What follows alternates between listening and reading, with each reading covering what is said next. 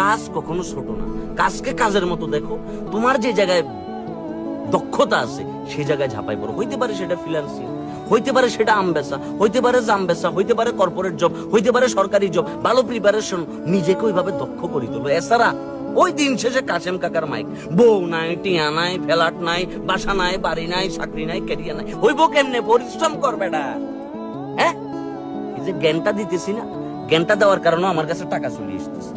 তোমার টাকার ব্যবস্থা তুমি করো, তোমার ধান্দার ব্যবস্থা তুমি করো। তোমাকে অমুকে করে দিব, তো অমুক ভাই আশা দিছে একটা চাকরি দিব, না ভাই এগুলা খায় না এখন মার্কেটে।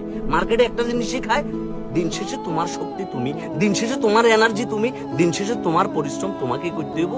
আর ওই সফলতার ভাগ বাকি মানুষরা আছে নিজে। এটাই সিস্টেম, এভাবেই দুনিয়াটা চলতেছে। সুতরাং লাইফে যদি কিছু করতে চাও, নিজের কাজটা নিজে করো। কেমন? আর এই ফ্রি জ্ঞানটা ভালো লাগলে বাকি বন্ধু বান্ধবদের সাথে শেয়ার করো। বাকি বন্ধু বান্ধব যারা ডিপ্রেশনে আছে, কাতার তুলি বসি ইলন মাস্ক হওয়ার স্বপ্ন দেখতেছে, না ভাই এত সোজা না। Bill Gates, Steve Jobs, Elon Musk, হ্যাঁ, কার্লোস, তারা এমনি এমনি আসে না ভাইয়া, পরিশ্রম করিয়ে এসছে।